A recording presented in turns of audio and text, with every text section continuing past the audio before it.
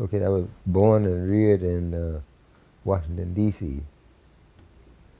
and with a family that just didn't have much. I mean, we in fact were really scuffling because nowadays I guess they call it public assistance, but back in those days it was called relief. You know, where we had the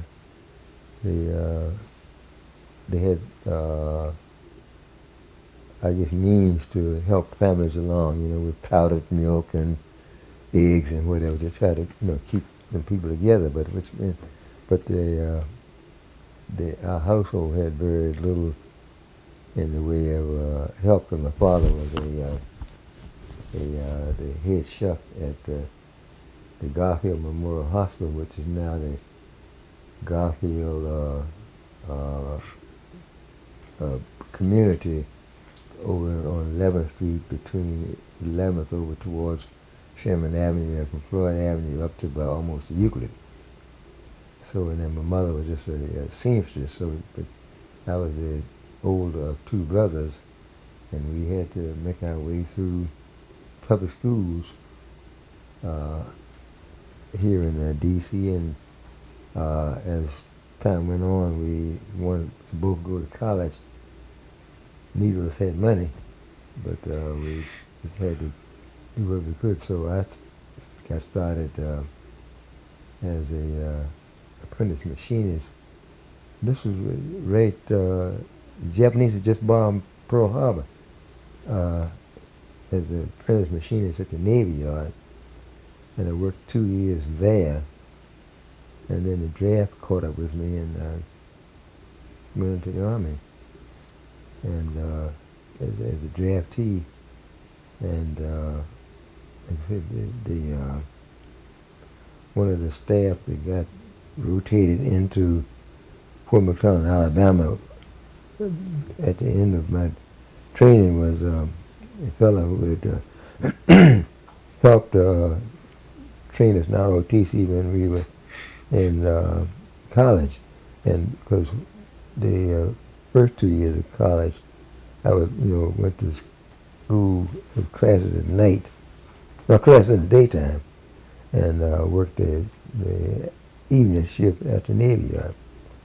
So after that 2 years, well, then became eligible. They made me eligible for the draft because they need so many people. So I was no longer deferred. So then I got drafted, and I went through the draft and did my basic training and so forth. And then I became a platoon sergeant for training, and then subsequently went to Fort Benning for the Officer Candidate School, and graduated as second lieutenant in infantry. Out of 200 started, there were 8 of us, and out of 100 that graduated, there were just 4 of us. And we got sent overseas in Germany, but even though we were infantry officers, the part of the Army's game then, they didn't have blacks commanding whites. So, I mean, I got sent to a motor ambulance company in Germany, where I was there for about, I guess, for a couple of years. And then when they cut back, I returned to college to resume my studies in engineering. But meanwhile, I kept my association with the Army Reserve, which meant that I did reserve once a month, go to meetings, and then once a year we'd go somewhere to summer camp. And so, as we would go along, you'd get promoted as time went on, and so forth. And then subsequently, I graduated from Howard University with a degree of Bachelor of Science in Mechanical Engineering. And I guess my first job was with the Diamond Ordnance Fuze Laboratory as part of the support of the Defense Department. I worked there for a couple of years, and then I was then transferred to the Department of the Navy with it was called the Bureau of Ships, which subsequently became the Naval Sea Systems Command, and the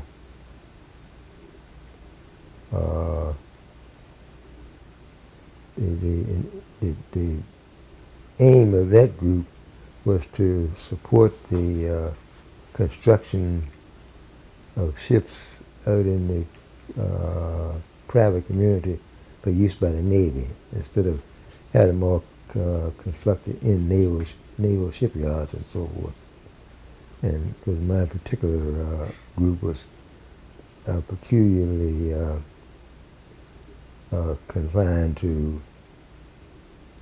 construction of things like tugs and barges and small patrol boats and so forth. Like we constructed some of the fast patrol boats that saw service in Vietnam.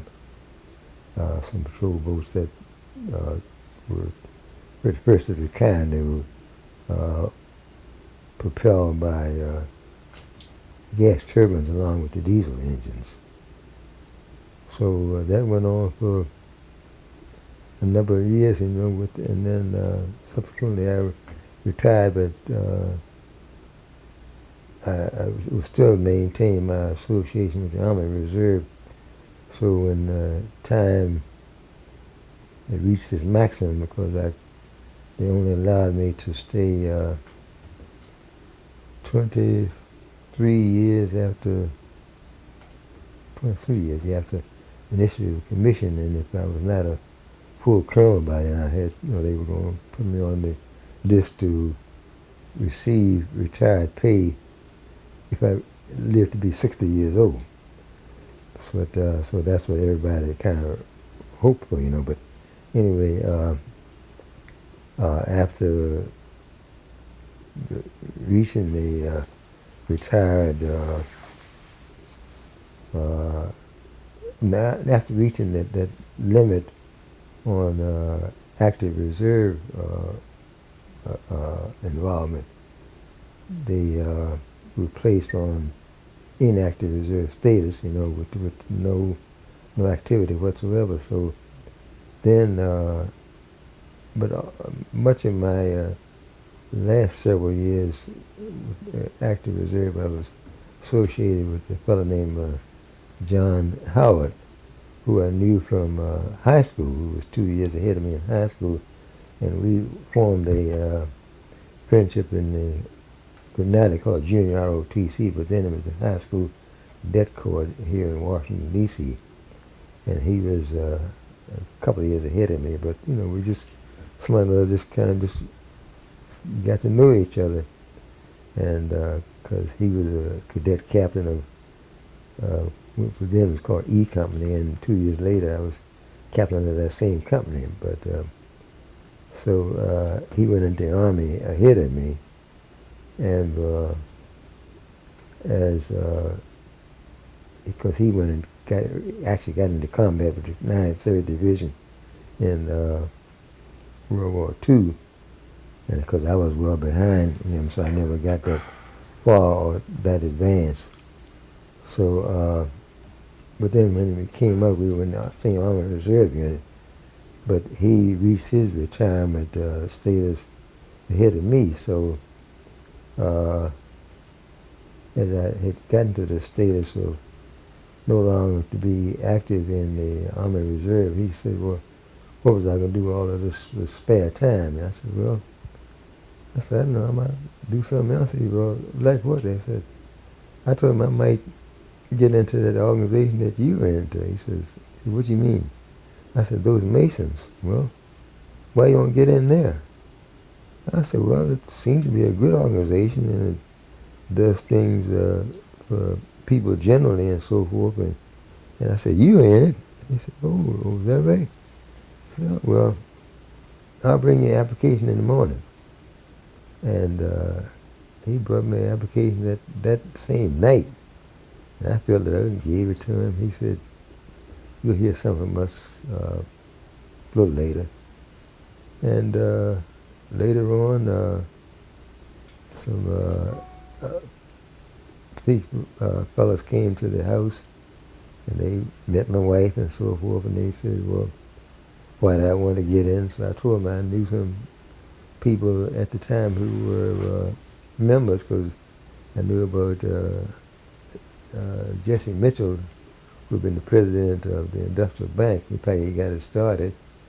And I knew about several other people I knew about Colonel Wes Hamilton, who subsequently became made general, who were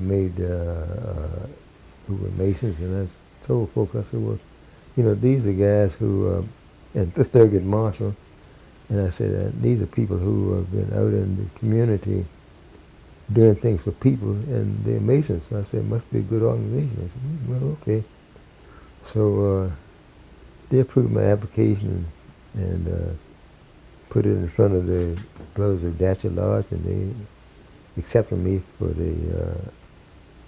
for the various degrees and so forth, and including meeting me at the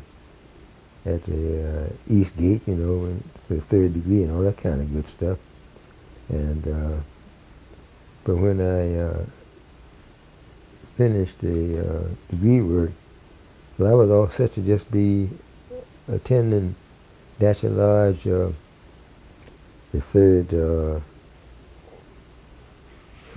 Wednesday in every month, just to be there, see what was going on, and they needed help, fine, okay.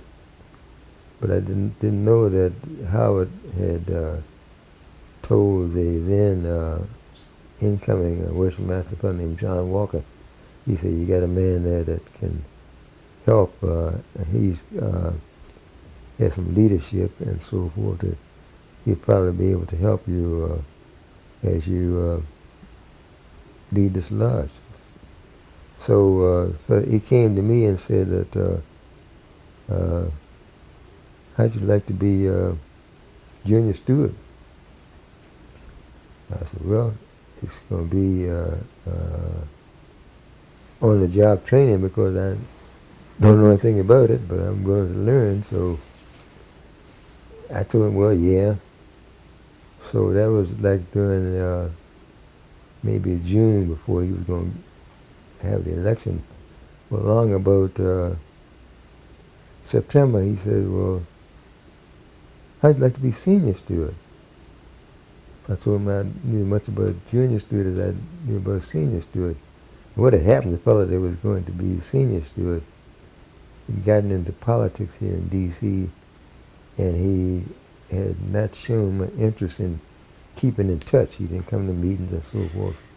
And so he just said, well, he put behind him all this other stuff so they could be part of this political thing. So in November that year, I opened up that year as senior steward in Charles Datcher Lodge. I still didn't know what I was going to be doing. So I just started asking around and so forth. So anyway, midway this worship master's term, the worship master asked me, was I ready to make a move? And this puzzled me. And so what had happened was that the junior deacon would show up sometime, and many times he might miss the practice, and once in a while he wouldn't show up at meetings and so forth. And he would, with no excuse. And so he said, so when smoke cleared, midway between that year, well, I suddenly became the junior deacon. I told the worship master, I said, well, I just got to learn. I mean, because, I'm studying this thing, but I'll learn it in place. So at the end of his term, the fellow succeeding him, Henry Patterson, said, I want you to be senior deacon. I said, well, I'll do what I could, So But when they came to an election to be junior warden, well, I got elected without any debate. So then it was moved on around, and I guess less than 5 years after I'd gotten raised, I was first master of the lodge. So I guess that kind of took me to, and there were some different little things that I think I did fairly well as master. In fact, they learn some things as you go along. And Donald Vowles was a Grand Master, so he appointed me as assistant historian and archivist. And I talked to, can't even recall his name now, but he was the historian and archivist. I said, well, I'm going to be your assistant. What's the job? He said, man, I don't know. But okay, well, I'll follow you. So anyway, Tom Johnson succeeded Vowles, and he said, I'm going to make you assistant grand secretary.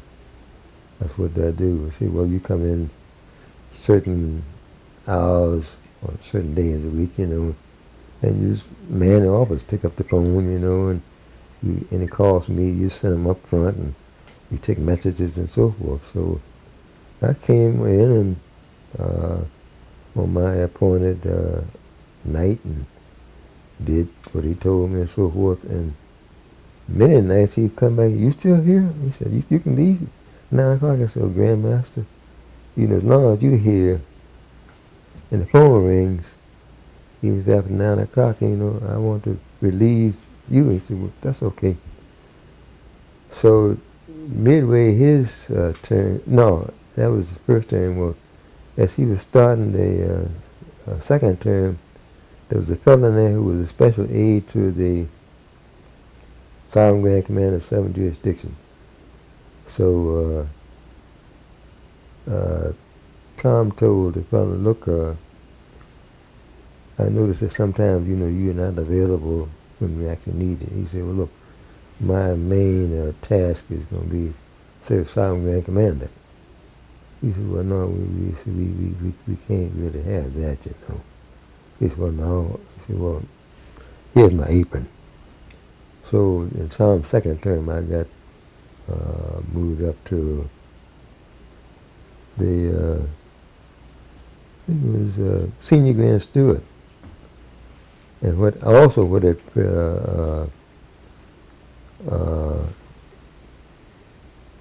Senior Grand Steward, yeah. And this fella, by doing this, had created a gap, because the person who was to be Johnson's Senior Grand Steward dropped out, so there was a acting Senior Grand Steward. So the fellow in front of me, Joe Daniels, was made the Junior Grand Steward, and I became the Senior Grand Steward. So things started moving along just slowly, bit by bit, and I looked up one day and I was a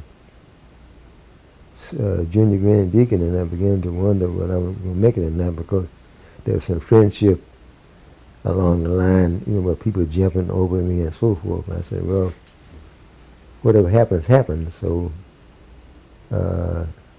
as when the smoke cleared and Charlie Bates became Grand Master, he appointed me as Senior Grand Deacon. So it was just a matter of my just doing these various jobs that the Senior Grand Deacon was supposed to do, like being in charge of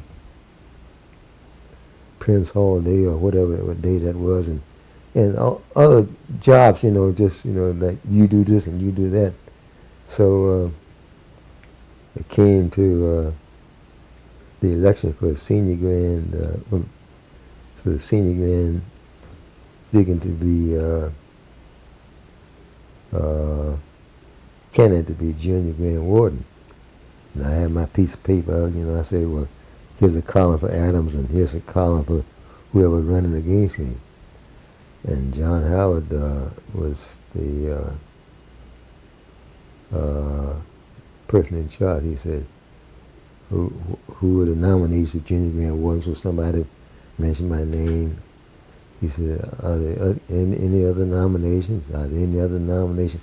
I was sitting there just tense, So when he said the third time, and he says, he signed his gavel, the fellow said, you just became just like a wet dishcloth. You just went, no, you relaxed, So from then it was a matter of just kind of moving on around, and suddenly one day when I was in the line to succeed Joe as Grand Master, I just looked in the mirror and said, I just can't believe this, I'm the Grand Master of jurisdiction, well, I'm going to do whatever is required to me and do whatever things that are best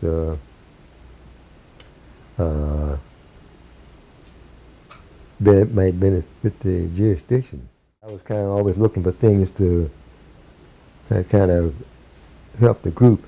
Was that a fellow named William Braxton was treasurer when I was a junior grand warden. He said, look, if you, and he had been in high school with me and ahead of me, and he said, and we just got to know each other from just general knowledge. He said, look, if you ever become Grand Master, see what you can do about the tax situation on this building, man, because the Hall Association is not doing anything to get enough income in here to pay the taxes on the building. And the Grand Lodge has to write a check, $38,000 each year to pay the taxes. He said, they ain't supposed to be that way. So anyway, Frank Smith was the councilman for Ward 1, which the building sits. And he said something to me. He said, you can do something with this taxes, man. I think I can help you out. So subsequently, he and Harry Thomas Sr. Decided that, Grandmaster, I think we can work a little something on that tax situation for you. I said, well, okay. So from that, I talked with the fellow's name was Ben Harlan, was chair of the Hall Association. I said, Ben, we got to work on something on this tax situation for the building. So I explained it to him. He said, well, I really don't want to, and what he wanted was that he didn't really want to surrender control of the building, but he said it was a good thing. So I was able to get the transfer of the control of the piece of paper to read the authority is now, the building is now owned by the Prince Hall Masonic Foundation instead of the yeah. So once I did that, I went to see my good friends down at City Hall, and I said that, this is what I got. Don't worry about it, my Grandmaster. A little later, a piece of paper came, this was now a tax-free building, and to this date, no taxes for that building. But I mean, I just did it because, it was going to be something that we no longer had to do. Can you talk about the corner laying stone at the Capitol building? Yeah, I was working there, and this fella whose name happened to be Adams, because the white fellas then said, man, you two Adams guys double up on us. But anyway, he called me one day working, says that I'm going to have my group to go down, and what we're going to do is, what had happened before that was that a year or two before that, one of my predecessors in the Grand Chair had been sent a letter that's saying that, look, we're going to going back in history, they were going to, the original cornerstone of the District of Columbia is under the bridge that goes from Virginia over to Maryland.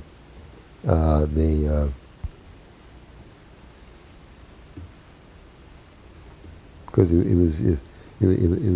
was restructured. Right now, and both of you know which bridge I'm talking about. You call it 95, and you can go straight across over there. Well, anyway, the original cornerstone for Washington, D.C. is under that bit. So what they were going to do is to have like a little tripod. They were going to raise the stone up about so high. They would have this ceremony of fellas dressed in colonial costumes, and they would go through there, and as they went and suddenly they were just going to ease this thing back down into the ground. And they invited our Grand Lodge. Well, at the time I forget where I was in the line, but the Grand Master then said his schedule was full, you know, he just didn't have time to go. I said, well, Grand Master, do you have objection if I go? And I think, and Whitley went, because Whitley was Junior Grand Warden then. So anyway, I said, well, we'll meet and we'll go over there. So these people saw us, you know, and they said, well, can I help you? I said, well, we over to witness the snowstorm. We want to go sit down, you know. So this fellow was there, and he said that I meant to get some remarks from you, but I said, well, okay. You know, I knew it because there was some games playing, and I could see that he wanted to kind of get us a little bit involved, but he was kind of like, should I not, you know. So what happened was that the architect of the Capitol became interested in having the cornerstone of the Capitol replaced in its location, and to this date nobody knows where the real cornerstone is, but they think they know where one is. And then what they're going to do is make a hole in the building. You two Adams guys double up on us, but anyway, he called me one day work and said that I'm going to have my group to go down, and what we're going to do is, and what had happened before that was that a year or two before that, one of my predecessors in the Grand Chair had been sent a letter that's saying that, look, we're going to, going back in history, they were going to, the original cornerstone of the District of Columbia is under the bridge that goes from Virginia over to Maryland.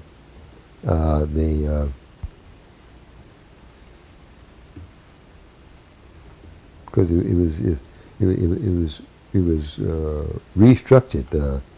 Right now, and both of you know which bridge I'm talking about. You call it 95, and you can go straight across over there.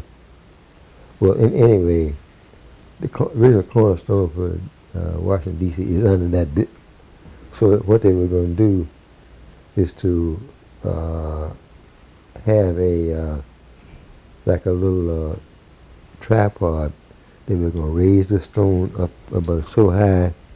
They would have this ceremony of fellas dressed in colonial costumes, and they would go through there, and as they went and suddenly they were just going to ease this thing back down into the ground.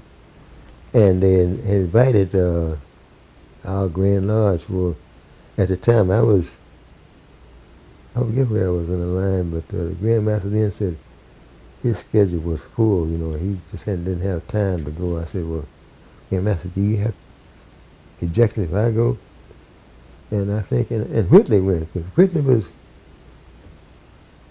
Whitley was Junior Grand Warden then. So anyway, I said, well, we'll meet and we'll go over there. So these people saw us, and he said, well, can I help you? I said, well, we over to witness the snowstorm. We want to go sit down. So this fellow was there, and he said that I meant to get some remarks from you, but I said, well, okay. I knew it because there was some games playing, and I could see that he wanted to kind of get us a little bit involved, but he was kind of like, should I not, So what happened was that the architect of the Capitol became interested in having the cornerstone of the Capitol replaced in its location. And to this date, nobody knows where the real cornerstone is, but they think they know where one is. And then what they want to do is make a hole in the building and have a stone over here, or a suspended tripod, and they had a bucket over here with mortar, and they were inviting the various grand masters come by and take a little dip and put it on the stone. And he said, what I want to do is, would you like for you and some of your fellows to come over? I said, well, let me think about this. I said, well, okay, so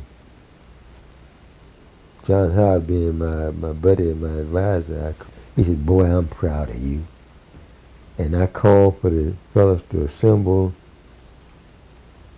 and we were going to get ourselves together. We got a bus. We got Junior Gang wanted to find a bus for us, and we wound up at there's a church not too far from the Union Station, and phase one of this, we will have a worship service prior to that. And so, man, we pulled up and started unloading. This fella came running.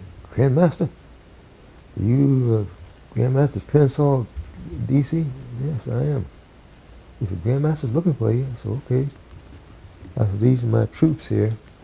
Just hold on a minute. He said, I'll show you where to sit in the church. I said, here we go again. We're going to be on the very back row. He says, Grandmaster, this Grandmaster told me, don't worry about a thing.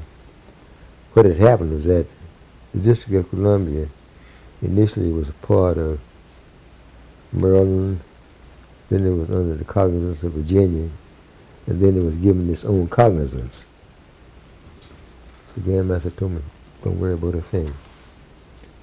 So his Grand Marshal said that the first Grand Lodge in there would be the Grand Lodge of Virginia. So they marched on in, and their Grand Master went on up into where the preachers used to sit. He sat down. Then they said that the next Grand Lodge would be the Grand Lodge of Maryland, whichever one it was. So they moved on in, and that Grand Master sat next to the other guy.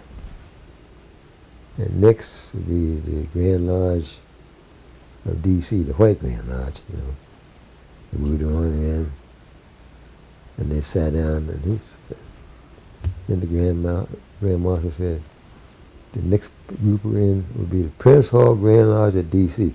I said, come on, fellas, that's us. We were the fourth group of people in there. They sat down in there. Grand Master, you come on with me. You got a special seat. I was sitting up there with the other Grand Masters. I said, well, this is where I'm supposed to be. So then the other people came in behind us. So then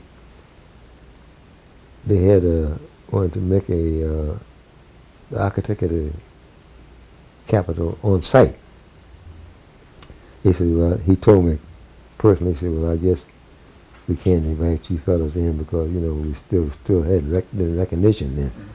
I said, okay, well, we bide our time. So it was kind of raining, and James Bryant, who was in fellowship, But he was faithful to me. He had one of them huge umbrellas. Grandmaster, we don't want you to get wet. And he stood up there and just had that thing over me. And after a while, they would start moving toward the Capitol. I said, well, so they said, well, my guy started asking, well, Grandmaster, I guess they don't want us to be a part of it. I guess we'd go home. I said, no, just play it cool now. After a while, this marshal come running, look at his foot. Grandmaster, come here. I said, come here. What's the... He said, your group is next. So I said, okay, fellas, follow me. We were the fourth group at this ceremony. And I had 11 past grandmasters in the ring following me that day of our group. And to this date, because I forget what happened to that pictures that were taken, but it showed every one of them moving right along.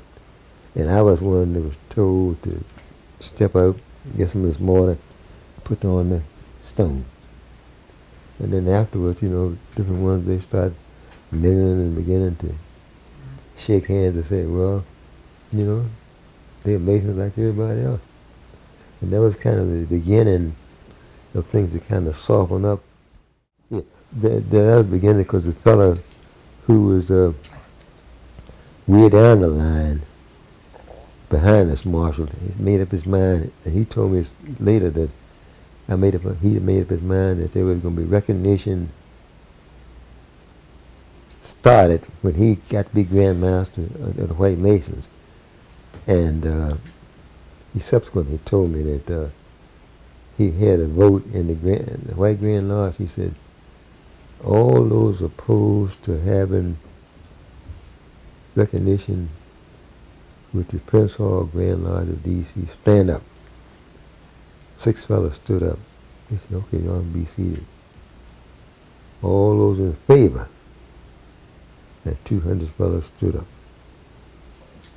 And he transmitted that by telegram to Willie Griffin. And I said, Grandmaster, I'll work on that program to talk this over to our fellas. Because there were some of our guys who would say, man, we don't be messing with them white guys. You know, they just want to do... some of them would say that they wearing brown shoes and some of them wear gray suits to meeting. And I said, wait a minute. The book, going back in antiquity, says, white gloves and aprons make you a Mason. That's it. So anyway, when it got presented to the Grand Lodge and went down for a vote, I mean, this is sometime later, and it was presented, and I was chair, and I said, well, I moved that we have counter recognition with the other Grand Lodge. And I had my worship master second the motion, and Grandmaster Griffin says, all in favor? If there's any question on the motion? No questions. All those in favor, stand. Anybody opposed? Nobody stood. And I said, I noticed that the D.C., those who lived in Maryland, who were in D.C. Grand Lodge, had the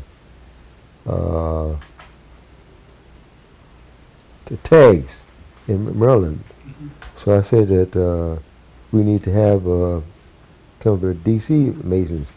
And I went to my good friends on the council who were brothers, and I said, we need to do this for a D.C. Mason.